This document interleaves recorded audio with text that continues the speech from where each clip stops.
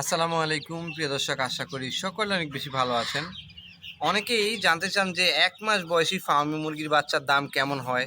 আপনাদের সেই প্রশ্নের উত্তর দেওয়ার পূর্বে আমি একটু বলে রাখি, ১ মাস পর্যন্ত অর্থাৎ ১ থেকে ৩০ দিন পর্যন্ত এই ফার্মি মুরগির বাচ্চাটা লালন-পালন করতে গিয়ে আপনি কোন রোগের সম্মুখীন হতে পারেন? আমি যদি সর্বপ্রথম বলতে যাই, আপনি এই মুরগিটার রানীক্ষেত রোগে আক্রমণ হওয়ার সবচেয়ে বেশি সম্ভাবনা থাকে। এখন আপনি বলতে পারেন, রানীক্ষেত রোগটা হয়েছে এটা আপনি কিভাবে বুঝবেন? রানীক্ষেত হলে সচরাচর আমরা মুরগিগুলোর পায়খানা দেখেই বুঝতে পারি। মুরগির পায়খানাটা সবুজ কিংবা একবারেই সাদা হয়ে যাবে এবং মুরগিটা ঝিম ধরে বসে থাকবে।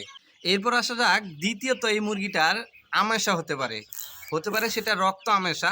আমাশা হওয়ার ফলে কিন্তু এই মুরগিটার মলদ্বার একদমই মল দিয়ে ভরে থাকবে। অনেক সময় লক্ষ্য করলে দেখবেন যে ছোট যে সকল মুরগির বাচ্চা রয়েছে সেই সকল মুরগির বাচ্চার ম্যাক্সিমাম সময় কিন্তু তাদের মলদ্বারে মল লেগে